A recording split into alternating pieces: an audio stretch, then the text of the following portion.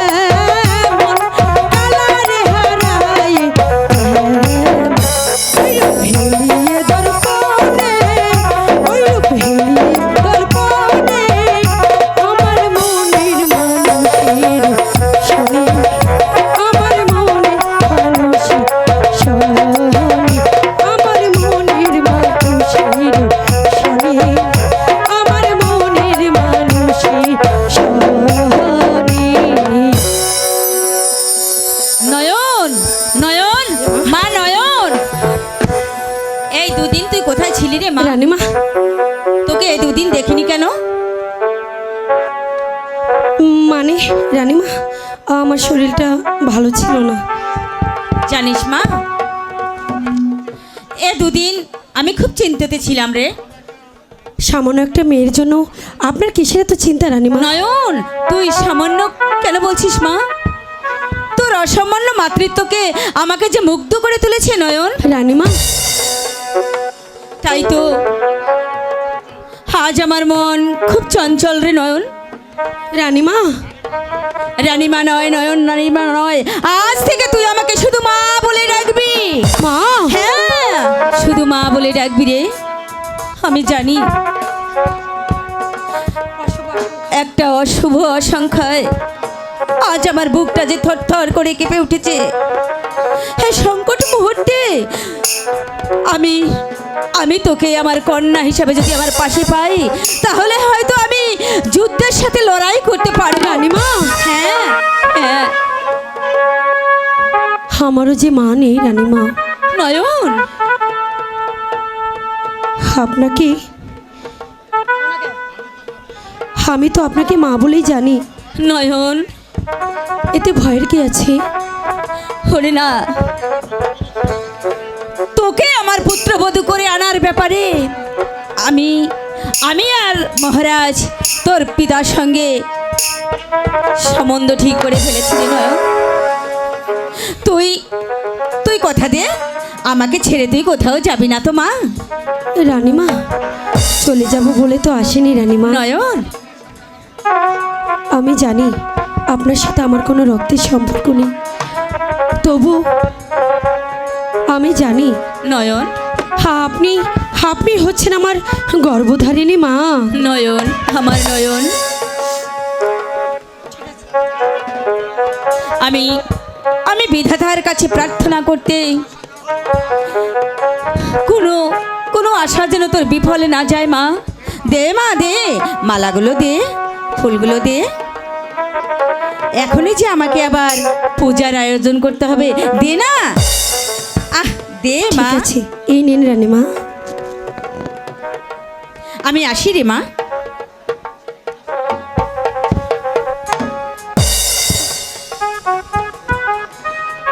Hello, এবার কুমারের দেখা পেলেই হয়।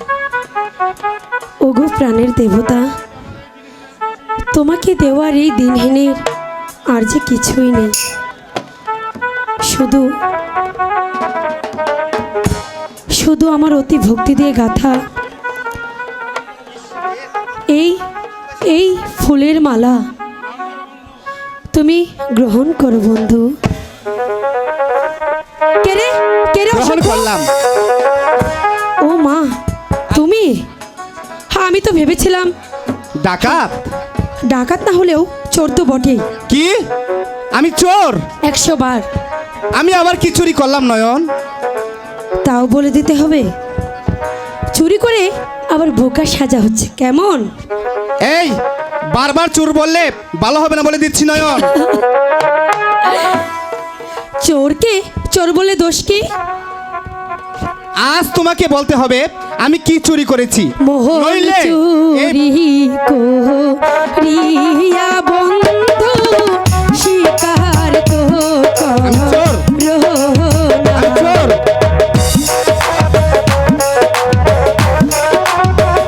আমি চোর। হ্যালো, এই মোহন চুরি করিয়া বন্ধু শিকার তো করো না।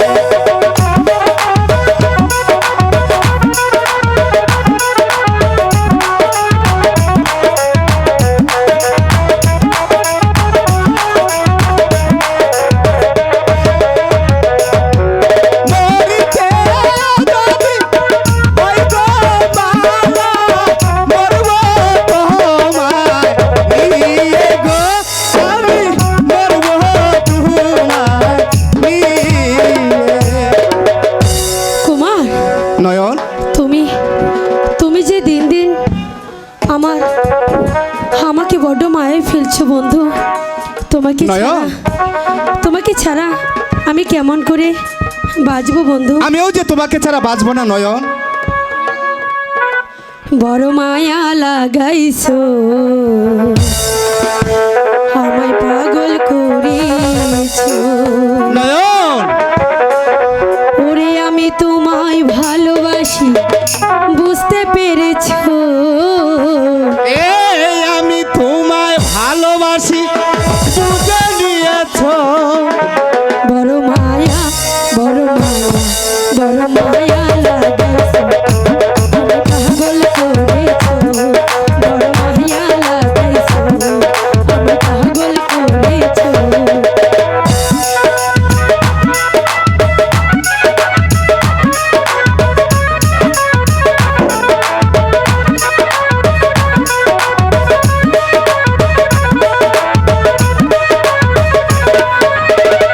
আমি তোমায় ভালোবাসিয়া জীবন যৌবন দিব উজাড় করিয়া।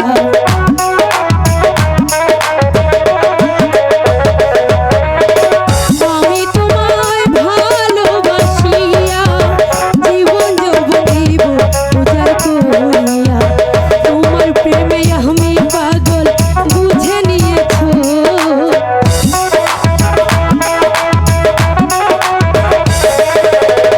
তোমার প্রেমে আমি পাগল, বুঝে নিয়েছো? বড় মায়া, বড় মায়া, বড় মায়া লাগাইছো, আমায় পাগল করেছো। বড় মায়া লাগাইছো, আমায় পাগল করেছো।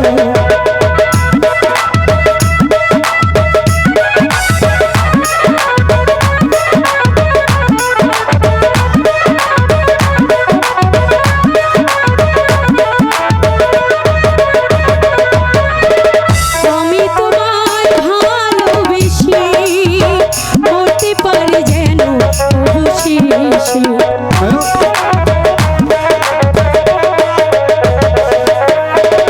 আমি তোমায় ভালোবেসে মরতে পারি যেন অবশেষে।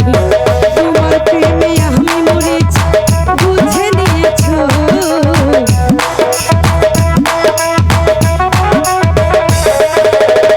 তোমার প্রেমে আমি মরেছি, বুঝে নিয়েছো? বড় মায়া, বড় মায়া, বড় মায়া লাগাইছো, আমায় পাগল করেছো। বড় মায়া লাগাইছো, আমায় পাগল করেছো। আমি তোমায় ভালোবাসি, বুঝে নিয়েছো? আমি তোমার প্রেমে পাগল, বুঝতে পেরেছো? বড় মায়া, বড় মায়া, বড় মায়া লাগাইছো, আমার মনটা নিয়েছো। বড় মায়া লাগাইছো, আমায় পাগল করেছো। আমি তোমায় ভালোবাসি, বুঝতে পেরেছো? আমি তোমায় ভালোবাসি, বুঝে নিয়েছো? বড় মায়া, বড় মায়া, বড় মায়া লাগাইছো, আমার মনটা নিয়েছো। বড় মায়া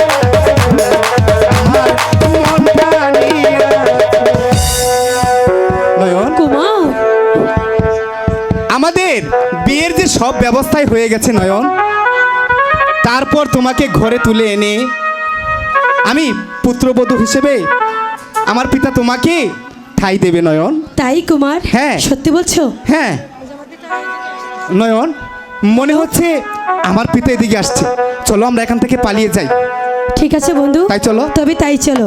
বড় মায়া লাগাইছো, আমার পাগল কইরাছো, বড় মায়া লাগাইছো।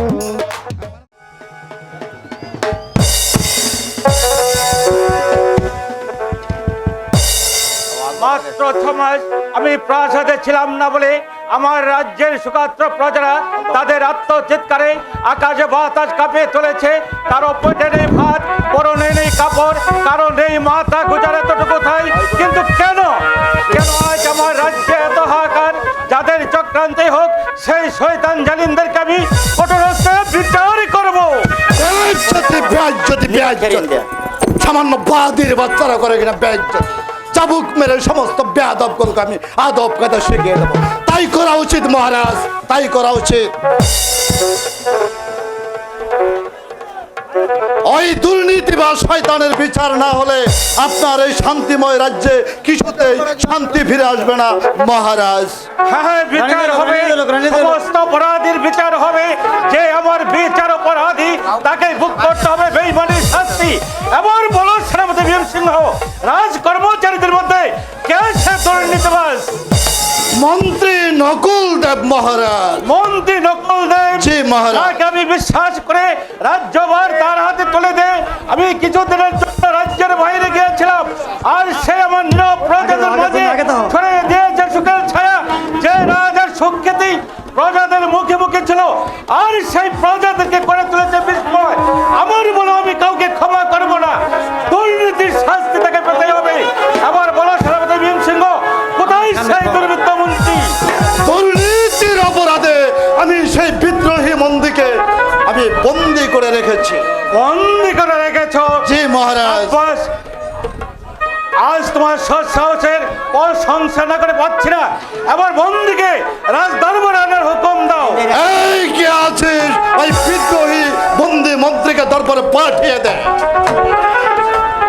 আদেশ করুন মহারাজ, বিচার করুন মহারাজ, এই শয়তানের বিচার করুন। কে সেই শয়তান? যে বিনা অপরাধী আমার হাতে শৃঙ্খল তুলে দিয়েছে, সে শয়তান ভীম সিংহকে। চুপ করুন মন্ত্রী মশাই। আপনি বিশ্বাস করুন মহারাজ, আমি মোটেই দুর্নীতি করিনি। ভীম সিংহের দুর্নীতির প্রতিবাদ করেছি বলে তাই আমার এই পরিণতি। আপনি নিরপরাধীকে মুক্তি দিয়ে অপরাধীকে শাস্তি দিন মহারাজ। মিথ্যাবাদী, নিজের দোষ পরের গানে চাপিয়ে দেওয়ার চেষ্টা করো না, তাহলে জীবন দিয়ে তার খেসারত দিতে হবে। বিনা অপরাধের বোঝা মাথায় তুলে নেওয়ার চাইতে মৃত্যু আমার অনেক ভালো। আপনি আমাকে শাস্তি দিন মহারাজ। তবু এই মুক্তা অপবাদ দিয়ে আমার এই পবিত্র মনটাকে আপনি কলুষিত করে তুলবেন। আমি এই মুহূর্তে এই বিদ্রোহী মন্ত্রীকে কতল করি। না সেনাপতি, এখনই হত্যা নয়, ও পাবে তিলে তিলে শাস্তি। ওটা বিনা অপরাধে ওটা চাবুক মেরে সোজা করে দাও। আমি তাই করছি। ওর গায়ে একটা চাবুকের ঘা পড়লে আমি তোকে হত্যা করবো শয়তান। সামান্য একটা দর্শন এত বড় স্পর্ধা, সাহস আছে বলেই তো জেনে শুনে সিংহের গহ্বরে প্রবেশ করেছে। বেশ, এসেছো যখন তখন নিজের শাস্তিটা একবার ভোগ করে নাও। আমিও সেই শক্তির পরীক্ষায় নিতে চাই। আই তবে বিয়াদব, বেশ, আমি আর বহুতে কত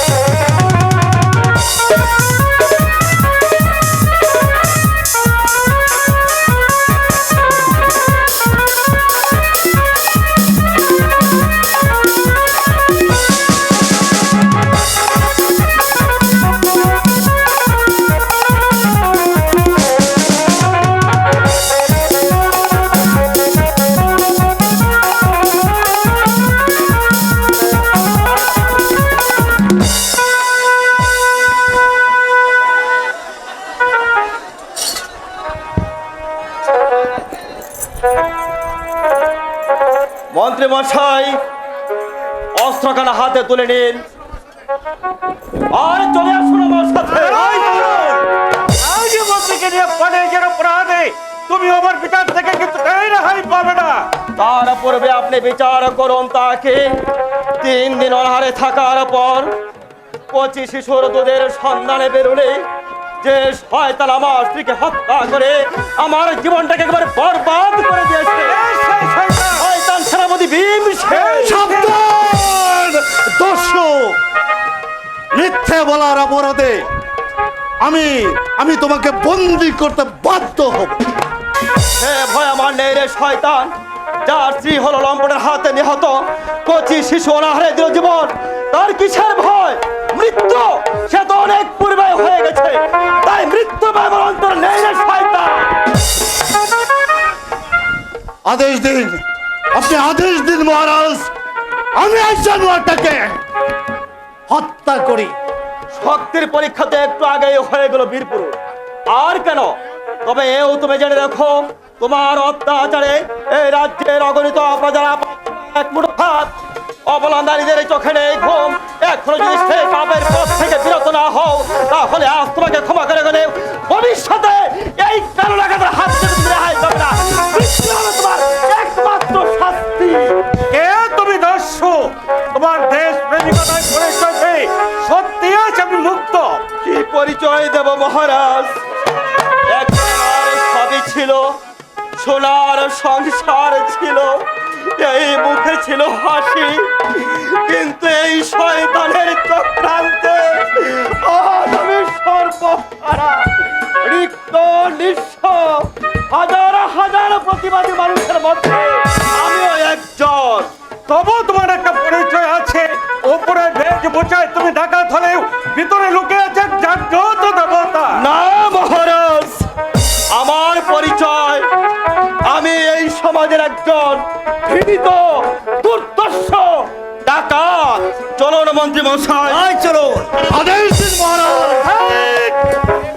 আরে বাহাদুরি দেখাতে হবে না, এবার আমি ভালো করে বুঝে নিয়েছি কে এই চক্রান্তের নায়ক। সব কিছু জেনে শুনেও বিচার ক্ষেত্রে আজ আমি পরাজিত। তবু তুমি শুনে রেখো কীর্তিমানে পুরুষ, আমারই অবর্তমানে অনেক সৃষ্টি তুমি করেছো, আর কিছু হয়ে না, তাহলে তোমার মৃত্যুকে কেউ রোধ করতে পারবে না।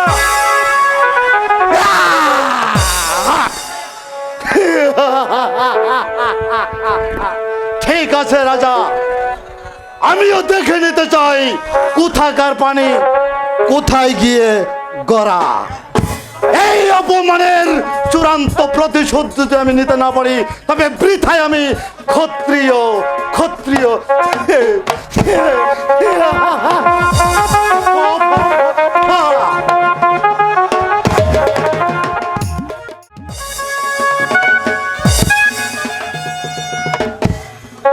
আজ এই বিবাহ উৎসবের দিনে রাজ প্রাসাদটা যেন নতুন ভাবে জেগে উঠেছে। একদিকে ডাকসানের শব্দ, অন্যদিকে পাইক পেদাদের ছোটাছুটি, সব কিছু মিলে সারা প্রাসাদটা যেন একেবারে আনন্দময় হয়ে উঠেছে। আমার তাই মনে হচ্ছে মহারাজ। হ্যাঁ, আমার আর বসে থাকলে চলবে না মহারাজ। আমার মনে হয় চঞ্চল মালাকে নিয়ে এক্ষুনি এই প্রাসাদে প্রবেশ করবে, তাই আমি তাদের আশীর্বাদের ব্যবস্থা করি। আয়োজন করতে হবে মানে? আমি যে বর কোনো নিয়ে এসে পড়েছি, নিন মহারাজ, এবার আপনাদের আশীর্বাদের কাজটা ছেড়ে ফেলুন। যা নয়ন, তোর শ্বশুর শাশুড়িকে প্রণাম কর। এসো নয়ন, আমার পিতাকে প্রমাণ করি। আশীর্বাদ অনুষ্ঠান শেষ করবার রূপে নববধূ পরিচয় পত্রটা জেনে নেই ভালো। পরিচয় পর্ব মানে নববধূ সঞ্চিতা ভদ্র মহিলা তো জানে না তার আসল পরিচয়। এসব কি বলছো রঘুপতি? ওর আরো কোনো পরিচয় আছে নাকি? আছে, নয়নমালা আসলে মন্ত্রীর কন্যা না, সামান্য একটা চাষার মেয়ে। রঘুপতি এই যে বলেছি রাজা। আর সেই না সে বলা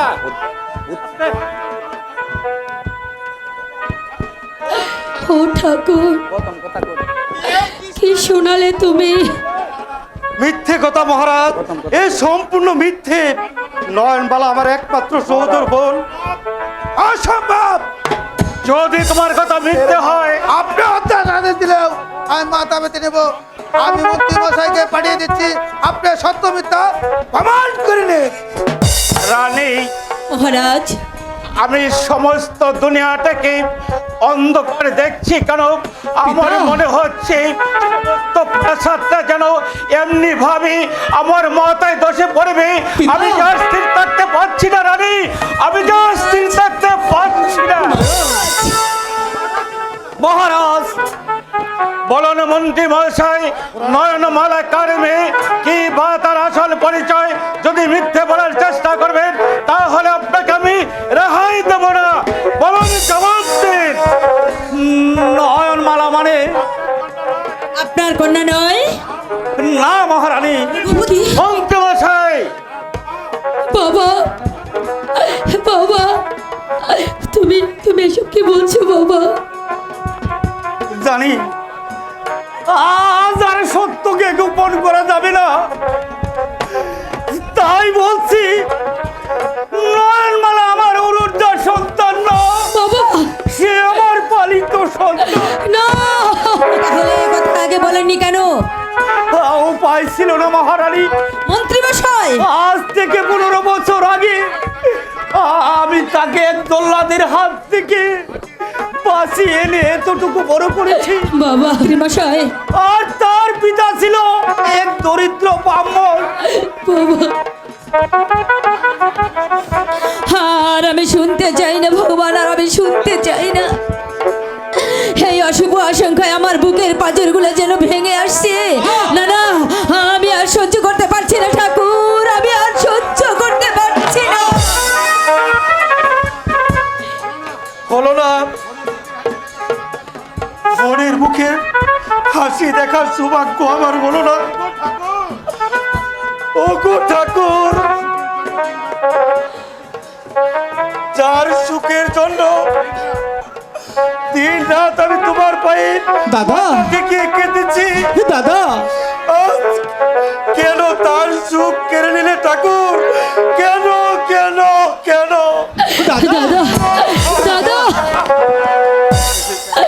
বলুন, বলুন পিতা, কে আমার পিতা? কি তার নাম? দোগাই চাঁদ। এর বেশি আর কিছু বলতে চেয়েও না, এর বেশি যে আর কিছু বলতে পারছি না মা। আপনি চলে যান মন্ত্রী মহাশয়, আমি যে আপনাকে আর সহ্য করতে পারছি না। আপনি যত বড় প্রবল চান তা আমি কোনোদিন ভাবতেও পারিনি। একটা সামান্য গরিবের মেয়েকে কন্যা বলে পরিচয় দিতে আপনার বিবেকে এতটুকু ভাবছি না। ও ঠাকুর, আমি ভেবেছিলাম তার ধর্ম পরিচয় কেউ কোনোদিন জানবে না। নয়ন, নয়ন আমার সন্তান বলে চিরদিন বেঁচে থাকবে। এখন দেখছি বল, সবই বল বাবা, সবই বল। পিতা, আপনি আপনি আমার নয়নমালাকে ক্ষমা করে তাকে তাকে আপনি ঘরে তোলে নেন পিতা। অসম্ভব! পিতা, একটা সামান্য গরিবের মেয়ে কোনোদিন রাজা নক্ষত্রের পুত্রবধূ হতে পারে না। পিতা! তুমি ওকে বলে যাও পুত্র। পিতা, পিতা, আপনি আপনি আমাকে ক্ষমা করুন পিতা। কুমারকে হারিয়ে যে আমি বেঁচে থাকতে পারবো না, হয় আমাকে পুত্রবধূ হিসেবে মেনে নিন, নয়তো নয়তো এই দুনিয়ার বুক থেকে আমাকে সরিয়ে দিন। এই আমি আপনার চরণে মাথা নুয়ে দিচ্ছি। বামুন হয়ে চাঁদ ধরতে চেয়েছিলি কেমন? নয়ন, বিনয় করি কয়া আপনারে অবাগিনীর কথা।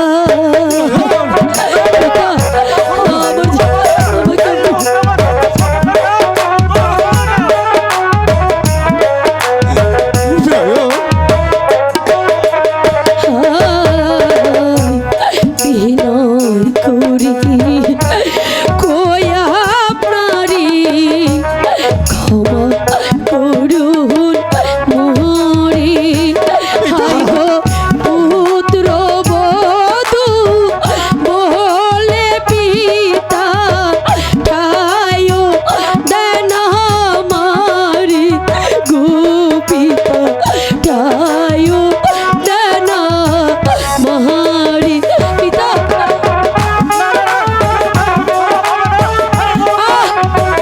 নয়ন,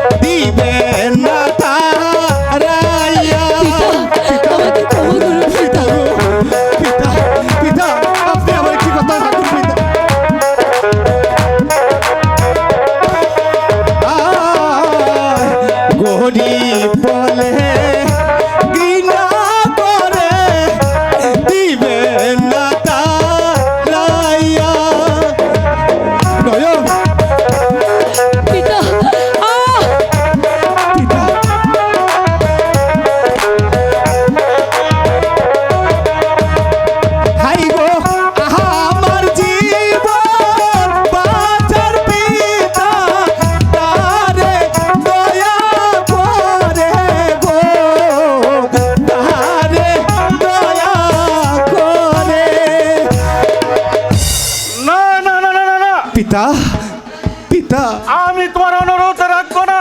আমি রাজা নক্ষত্র রায় পিতা। সামান্য একটা গরিবের মেয়েকে কোনোদিন আমি পুত্রবধূ বলে স্বীকার করবো না। পিতা তুমি পিতা। তোমার মন থেকে মুছে ফেলো। না, পিতা আমার কথা শুনুন পিতা, আমার কথা শুনুন। আপনি কুমার কুমার নয়ন সাথী পিতা পিতা যখন আমাকে ক্ষমা করলো না নয়ন তখন তখন আমি আর এখানে থাকতে চাই না সাথী। নয়ন এবার এবার তুমি আমাকে বিদায় দাও সাথী। নয়ন আমার এই কলঙ্কিত মুখ আমি আর কাউকে দেখাতে চাই না গোমা। না নয়ন না, তুমি তুমি এখন কোথায় যাবে নয়নমালা? জানি না, তবে তবে লজ্জায় ঘৃণায় অন্ধকারে এই মুখ আমি ঢাকতে চাই কুমার। না প্রিয় না, আমি আমি বেঁচে থাকতে আমি তোমাকে হারানোর ব্যথা যে কিছুতেই সইতে পারবো না নয়ন। তুমি আমার, তুমি চিরদিন আমার থাকবে নয়ন। তা তা হয় না সাথী, তা হয় না। এই এই জগৎ যে তা স্বীকার করবে না। সেই সমাজ, এই সমাজ অজ্ঞাত কলুষিতাকে কোনোদিন গ্রহণ করবে না। নয়ন কারণ কারণ আমি যে আজ ভিক্ষুকের চাইতেও নগণ্য না কুমার। প্রিয় না, তুমি তুমি আমার উপর মিথ্যে অভিমান করে তুমি যেও না। না সাথী, বিদায় বেলায় আমাকে আর বাধা দিও না। যেতে যে আমাকে হবে, কারণ আমি যে আজ এই পৃথিবী এক অবাঞ্ছিত অতিথি। তবু তবু তোমাকে যে আমার হৃদয় থেকে হারিয়ে যেতে দেব না নয়ন। তোমাকে হারানোর ব্যথা আমি যে কিছুতেই সইতে পারবো না নয়ন। সাথী, যেতে যে আমাকে হবে সাথী। এই যে বিধাতার পরিহাস, নিয়তির চক্রান্ত, সমস্ত পরিহাস সমস্ত চক্রান্তের কণ্ঠ আমি রোধ করে দেব নয়ন। তবু সাথী। তবু তুমি এই পথ থেকে ফিরে এসো নয়ন, তুমি আমার কাছে চলে এসো। উপায় নেই কুমার।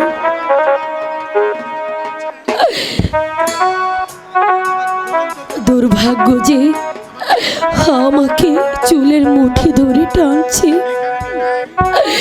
ভিখারিনী নেই। করুণার পাত্রী হয়ে তোমাদের এই সুন্দর অট্টালিকায় আমি থাকতে পারবো না। তাই যাবার পূর্বে প্রতিশ্রুতি দায়ী থেকে আমি তোমাকে সমস্ত কর্তব্য থেকে মুক্তি দিয়ে গেলাম। নয়ন তুমি সুখে থেকো সাথী, তুমি শান্তি পাও। না নয়ন না, হে জায়গা রে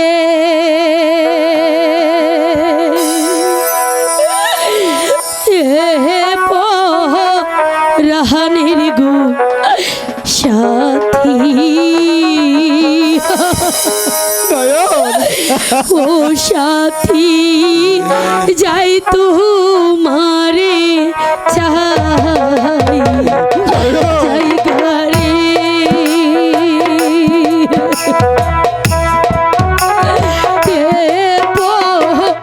রাহানের গো সাথী,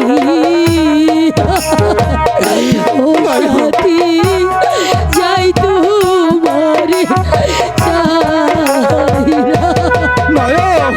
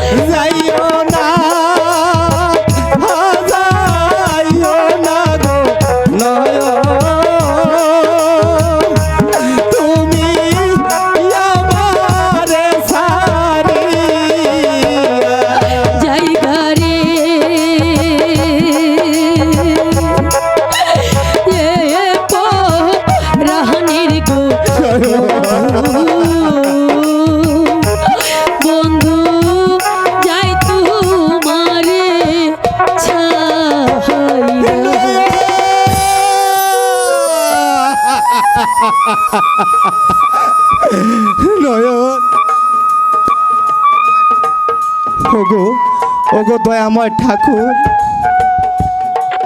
তুমি আমাকে বলে দাও প্রভু, আমি এখন কি করি? একদিকে সংস্কারের দাবি, অন্যদিকে যে আমার ভালোবাসা। তুমি আমাকে বলে দাও প্রভু, এখন আমি কোন পথ ধরবো? মালাকার গিয়া গাদি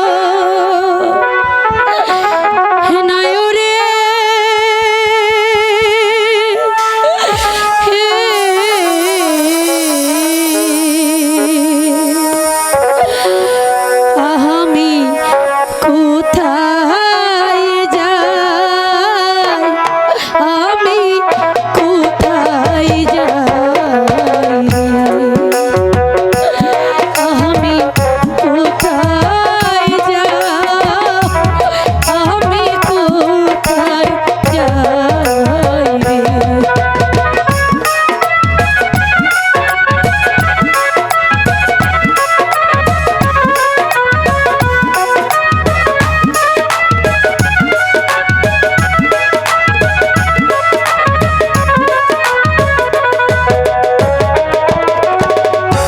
বনের যত পশুরে পাখি জোড়ায় জোড়ায় থাকি রে দেখি বনের যত পশুরে পাখি জোড়ায় জোড়ায় থাকি রে দেখি এই জগতে জুড়ারে ছাড়া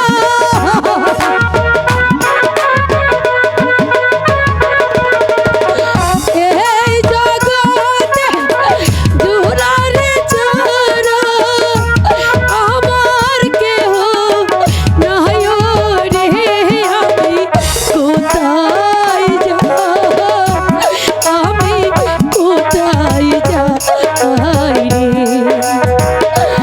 আমি কোথায় যাই আমি কোথায় যাই রে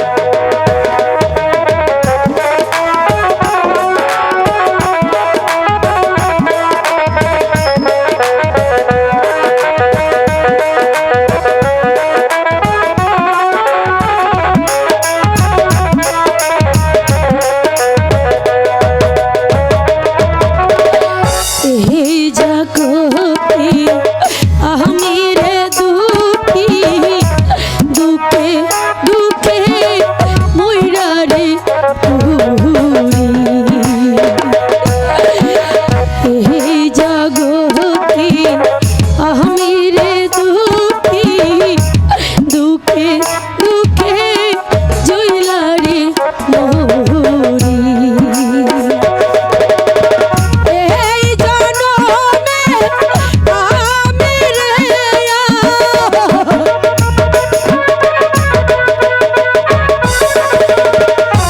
এই জনমে আমি রে হইলাম জুরা হারা রে আমি কোথায় যাই আমি কোথায় যাই রে আমি কোথায় যাই আমি কোথায় যাই রে আমি কোথায় যাই আমি কোথায় যাই রে আমি কোথায় যাই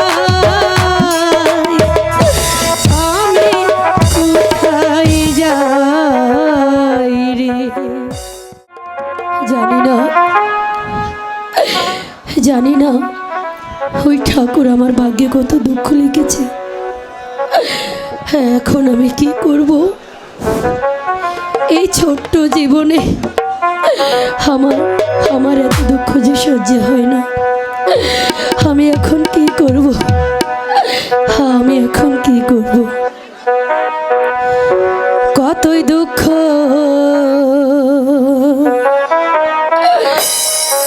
দিলারে দয়া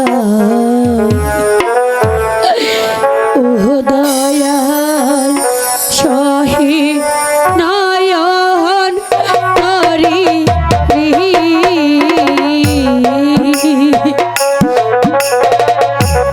কতই দুঃখ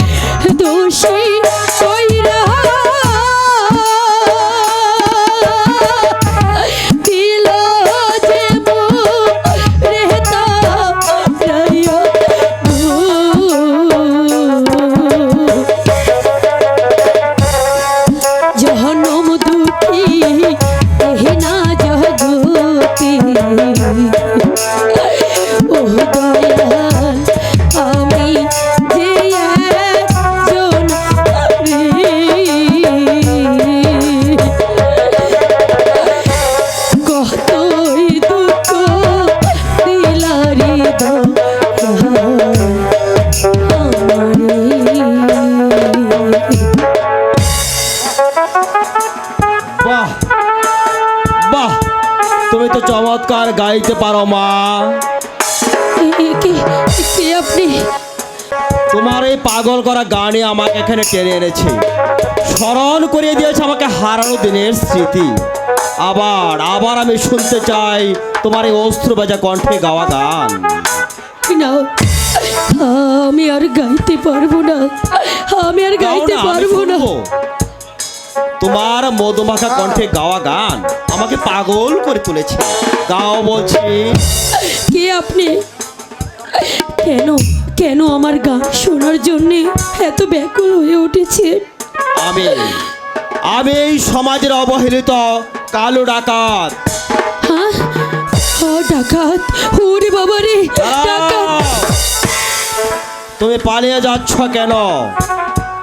ভয়ে। কার ভয়ে?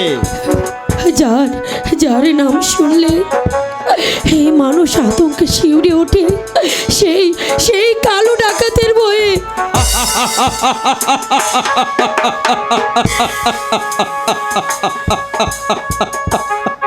তুমি ঠিকই বলেছ নারী, আমি ডাকাত, আমি এই সমাজের কলঙ্ক।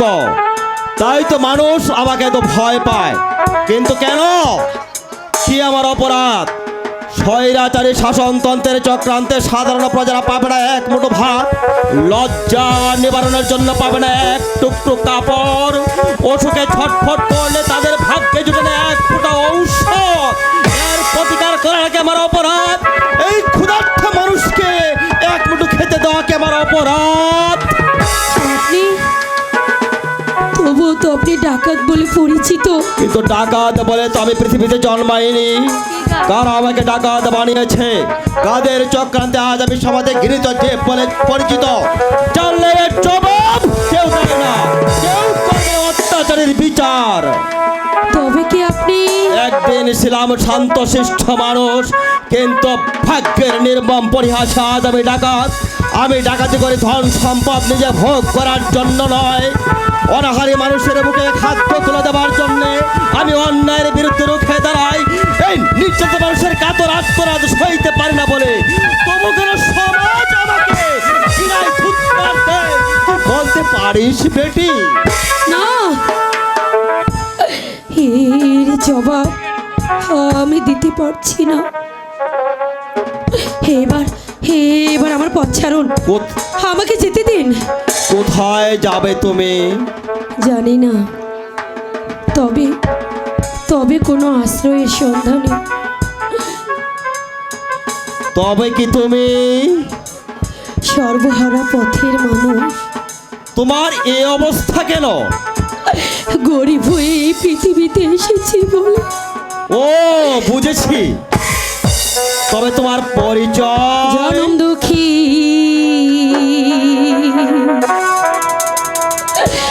ভিখারিণী, ঘুরি বনে বনে,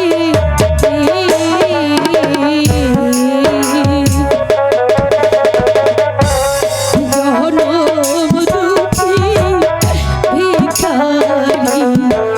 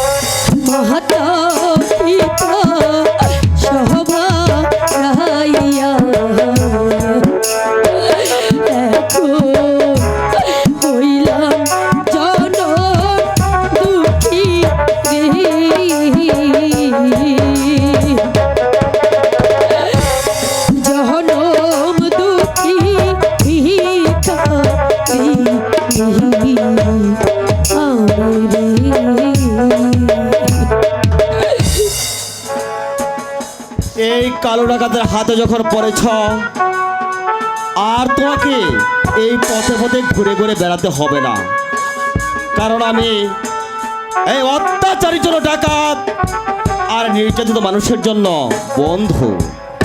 যাও, ওই যে বটবৃক্ষের পেছনে আমার আস্থানা, আজ থেকে নিরাপদভাবে তুমি আমার ওখানে দিন কাটাবে, দেখবে কেউ তোমার কেশস্পর্শ করবে না। যাও। ঠিক আছে, আমি তাহলে তাই যাচ্ছি। আমি তাই যাচ্ছি। কে নারী, তার চোখ মুখ যেন আমার অনেক দিনের চেনা, ঠিক ঠিক আমার হারিয়ে যাওয়া চাবেনি।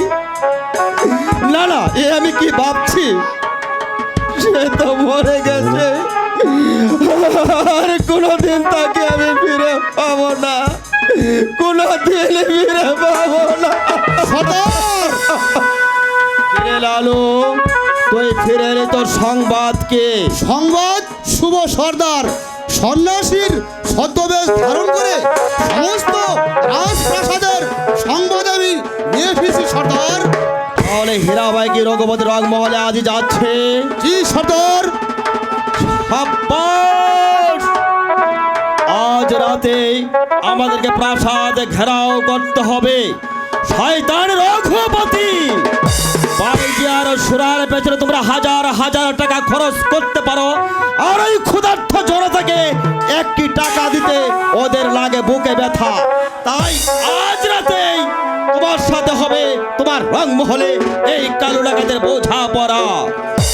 আমাদের খুব শক্ত হয়ে যেতে হবে সর্দার, কারণ ওই প্রাসাদে তো পায়ের পেজার অভাব নেই, আর ওদেরকে পরাভূত করার মতো আমাদের গোলাবারুদ সাথে নিতে হবে সর্দার। সে ভাবনা তোকে ভাবতে হবে না রে লালু, এই কালো ডাকাত কখনো কাঁচা কাজ করে না। এবার চল আমার সাথে। শুনেছে বাগদির মেয়ের বিয়ের যৌতুকের টাকা জোগাড় করতে না পারে কানাই বাগদি মাথা থাপড়ে কাঁদছে, সে বিয়ে যাতে ভেঙে না যায় সে ব্যবস্থা আমাদের করতে হবে। এবার চল আমার সাথে। তাই চলো সর্দার।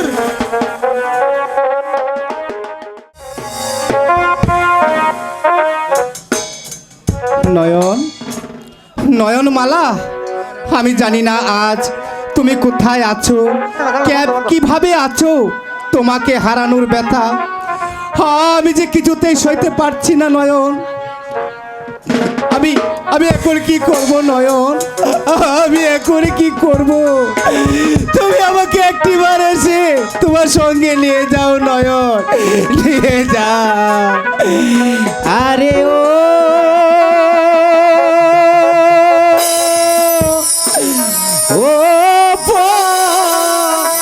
রানের মালা, তুমি যেও না ভুলিয়া।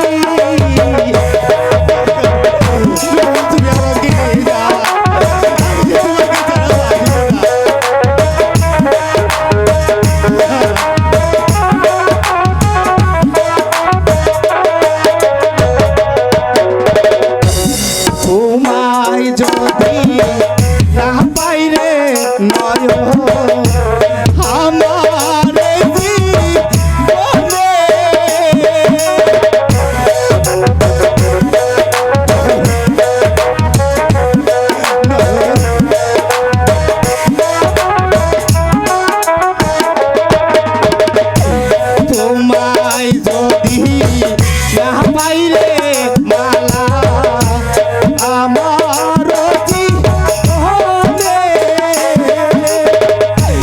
মরিব আমি বুকে ছুরি মেরে রে নয়ন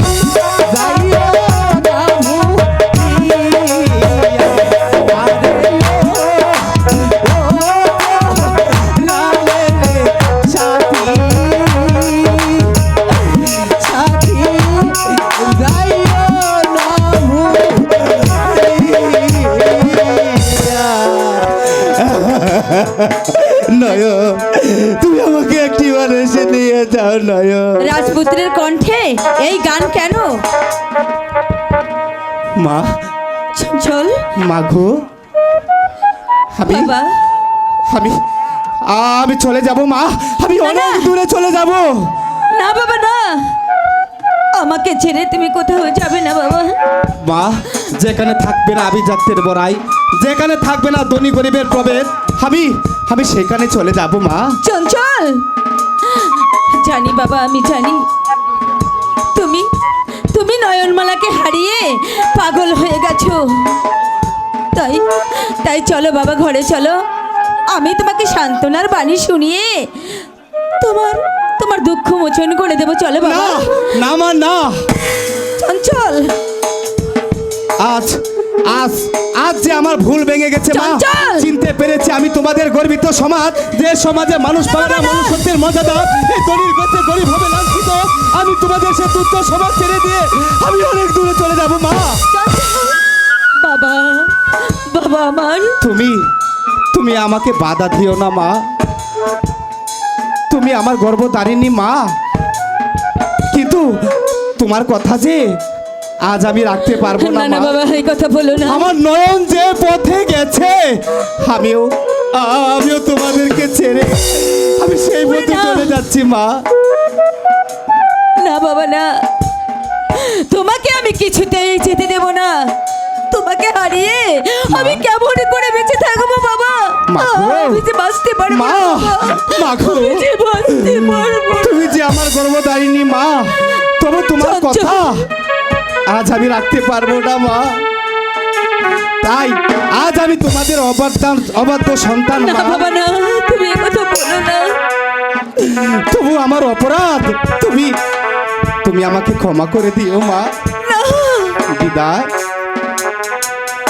মোছো আখি বাবা, চঞ্চল, দুয়ার খোলো, দাও বিদায়। চঞ্চল, বাবা আমার।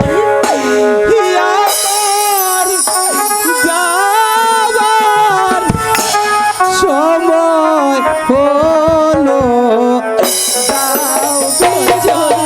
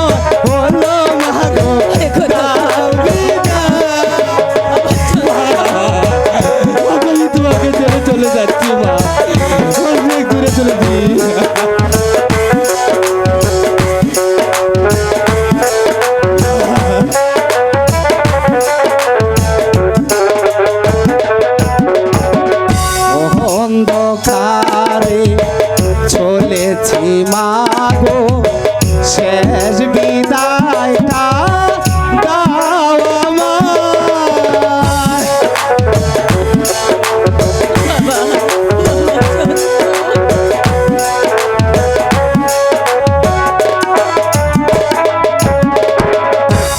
অন্ধকারে চলেছি আমি, শেষ বিদায়টা দাও আমায়।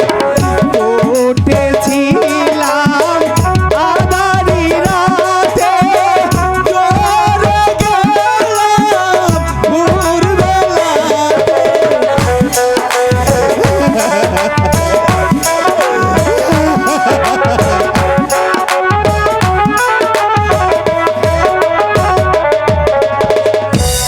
উঠেছিলাম মাগো আঁধারো রাতে, জ্বরে গেলাম ভোরবেলাতে। এই দেখা যে শেষ দেখা বলো আমার, মোচো থাকি তোমার খোলো দাও বিদায়। মোচো থাকি তোমার খোলো দাও বিদায়। আমার যাবার সময় হলো মাগো দাও বিদায়। মোচো থাকি তোমার খোলো দাও বিদায়। আমাকে ছেড়ে তুমি যেও না বাবা। থাকি তোমার খোলো দাও বিদায়। আমার যাবার যেও না বাবা। সময় হলো দাও বিদায়। চঞ্চল চলে গেল, পেটের সন্তান আমার দিকে ফিরেও তাকালো না। এখন এখন আমি কি করব ঠাকুর? কেন কেন আমি কেমন করে চঞ্চলকে ছেড়ে আমি কি করে বেঁচে থাকবো ঠাকুর? তুমি তুমি আমাকে পথ বলে দাও ঠাকুর, তুমি আমাকে পথ বলে দাও। কি হলো রানী? মহারাজ, বলা বকছো কেন? আমি ঠিকই বলেছি মহারাজ। চঞ্চল চঞ্চল কুমার যে আমাকে পাগল করে তুলেছে মহারাজ। চলে গেছে? কোথায় গেছে চঞ্চল কুমার? জানি না, আমি কিছু জানি না মহারাজ, আমি কিছু জানি না। চঞ্চল আমাকে ছেড়ে চলে গেছে এটাই জানি, তবে শুধু বলে গেল হচ্ছে আমাদের এই গর্ভবতী সমাজে আর কোনোদিন ফিরে আসবে না মহারাজ। এখন বলে দিন মহারাজ, আমি কি করব? আমি কি করব? আমি যে সন্তানের সবই ছেড়ে দিতে পারবো না মহারাজ।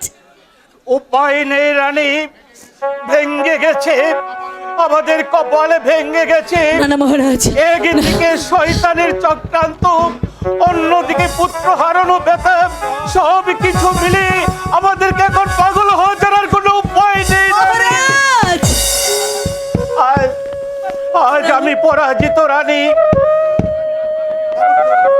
শয়তানের চক্রান্তে পারিনি আমি আমার শাসনতন্ত্র বজায় রাখতে। মহারাজ এ বোঝা পালনে আজ আমি অক্ষম। এবার হয়তো এই রাজ্য ছেড়ে আমাদেরকে ওই পথে গিয়ে দাঁড়াতে হবে। মহারাজ আপনি কি বলছেন? এর অর্থ না না না না না, অসম্ভব। যে সিন্ধুক রয়েছে হাজার হাজার জনতার ভবিষ্যৎ, সেই সিন্ধুকের চাবি আমি কারো হাতে তুলে দেব না। দেবেন না, তাহলে যে জীবনটা আপনার হারাতে হবে। যদি বাঁচতে চান চাপটা শীঘ্র দিয়ে দিন। আজ রাতের জন্য এটা আমার খুবই প্রয়োজন। না না না না, দেব না। আমি মরে গেলেও এই সিন্ধুকের চাবি আমি কারো হাতে তুলে দেব না। দেবেন না আমার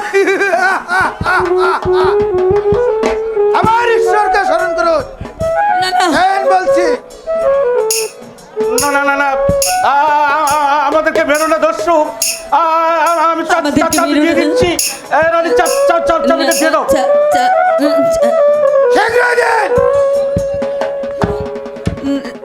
ইয়া মানে দিচ্ছি বাবা। শীঘ্রই। দিয়ে দাও, দিয়ে দাও। আমাদের তরোয়ালখানা আপনার চিরির ভক্তকে ভেদ করবে। আমি দিচ্ছি বাবা, আমি দিচ্ছি। শীঘ্রই দিন। এই নাও, এবার আমাদের প্রাণ ভিক্ষা দাও, পান ভিক্ষা। আমাদের প্রাণ ভিক্ষা দাও। পান ভিক্ষা ঠিকই দিব, কিন্তু আমার মহারাজ। বিরুদ্ধে চক্রান্ত করার সুযোগ দেব না। পরে আদেশ করেন হুজুর। বন্দী করা কর্তজনকে। যত আদেশ। মহারাজ নিয়ে যাও অন্ধকার কারাগারকে। বিনা অপরাধে আমরা বন্দী। হ্যাঁ, এখন থেকে কারাগারকে বসে বসে খাবে শুকনা রুটি আর মোটা ভাত। মহারাজ নিয়ে যাও। চলুন মহারাজ।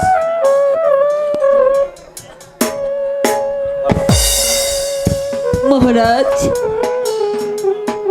ওরে ওরে পাষণ্ড, চেষ্টা গেল। আজকে আমাদের যে শাস্তি তোরা দিয়েছিস সে শাস্তি একদিন তোকে ভোগ করতেই হবে, ভোগ করতেই হবে পাষণ্ড, তোদের ভোগ করতেই আরে হবে। সেই দিন চলুন। চোখের জলে বুক ভাসালেও মৃত্যু তোকে ক্ষমা করবে না শয়তান। মহারাজ। চলো প্রহরী। তবে তাই চলেন। চলে যাও।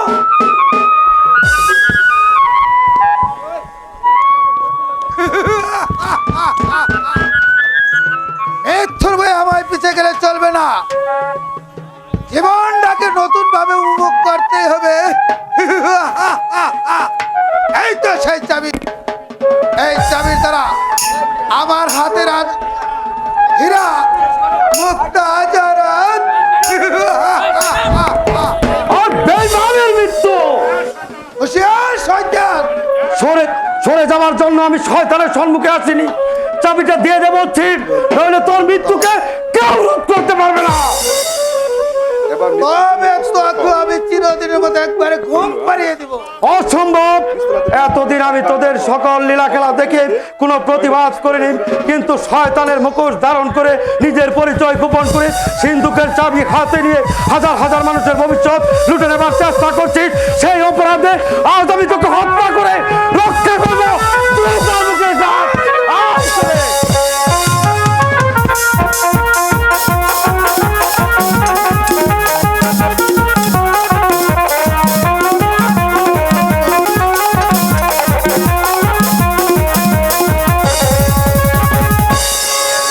এবার তো শাস্তি হবে মৃত্যু। সাবধান কাতর। অস্ত্র ফেলে দাও বলছি, নাইলে পিস্তলের গুলিতে তোমার বুকটাকে আমি ঝাঁঝরা করে দেব। আমি তোমাকে হত্যা করতে উদ্যত হলেও শুধু মন্ত্রীর পুত্র বলে আজ তোমাকে আমি ক্ষমা করে গেলাম, কিন্তু ভবিষ্যতে যদি তুমি আমাদের কোনো কাজের মধ্যে প্রতিবাদ করতে আসো, তাহলে ভগবানের কসম এই দুনিয়ার বুক থেকে তোমাকে আমি রক্ত রাঙ্গা সড়ক পথে বিদায় করে দেবো। আর সেদিনই বুঝতে পারবে এই ভীম সিং কত বড় তার। বেশ, এই অপমানের শাস্তির জন্য তোমরাও প্রস্তুত থেকো। রঘুপতি, এবার তুমিও ঘরে ফিরে যাও। আমি জানি চারিদিকে তোমার শত্রু। শত্রুর ভয় রঘুপতি করে না পিতা। তবুও তবু একটু সাবধানে চলা উচিত পুত্র। একবার শত্রু হাতে পরাজিত হয়েছে বলে এই রঘুপতিকে দুর্বল ভাববেন না পিতা। সে মরবে, সে কোনদিন মস্কা হবে না।